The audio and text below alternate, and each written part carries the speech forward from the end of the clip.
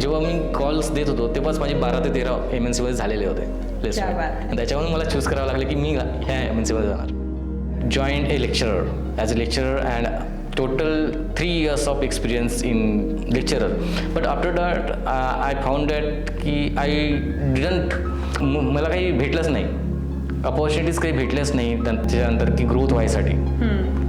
ज्या पॉईंटला ग्रोथ व्हायचं आहे, माझं सॅलरी कमी होती, अपॉर्च्युनिटीज कमी होत्या, तेव्हा मला स्टक झालं की बघ कुठेतरी मला हलायला पाहिजे.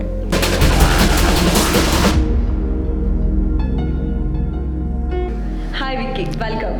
Yeah. First of all, you just tell something about you. Yeah, I hope you are doing well. Yeah. And my name is Vicky Jambhulkar and I belong to Nagpur.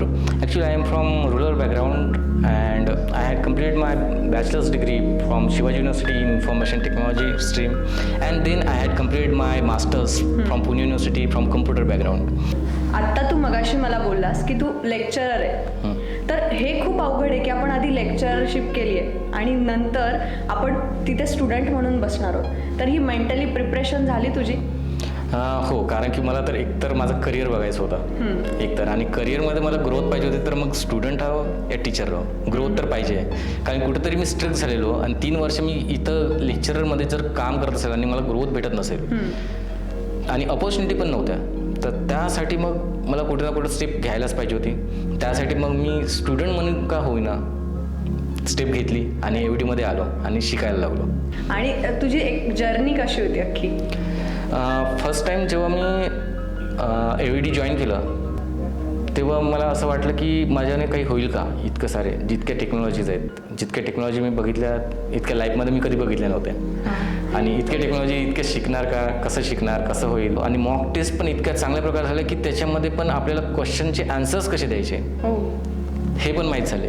ते आन्सर्स दिलेत, मग त्याच्यामध्ये सुधारणा कशा करायच्या, असं बोलायचं, कसं बोलायचं, इंट्रोडक्शन कसं करायचं, HR सोबत कसं कॉन्टॅक्ट करायचं, इथपासून तयारी घेत AVD ग्रुपने मला प्लॅटफॉर्म दिलात आणि मल्टिपल MNC मध्ये माझा प्लेसमेंट होऊन गेला. सो आणि आता मी MNC मध्ये काम करतोय. Congratulation first of all. आणि चेंजेस कसे होते लाईफमध्ये तुझ्या आधी आणि आता प्लेस झाल्यानंतर?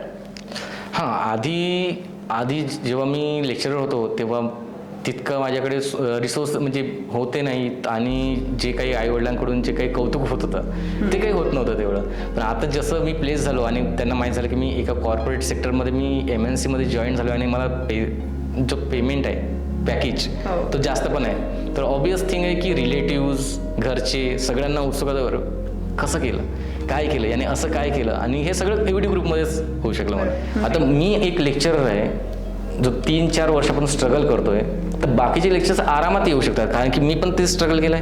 राईट. आणि AVD ग्रुप इतकं तयार करून घेत आहे की तुम्ही 1 नाही 2 नाही 3 नाही, मी माझ्यासारखे जर असतील 14-15 MNC मध्ये मी प्लेस झालो होतो ॲट ए टाइम. त्याच्यावरून मला चूज करावं लागलेलं, तर इतकी कॅपॅबिलिटी तर करून देतातच.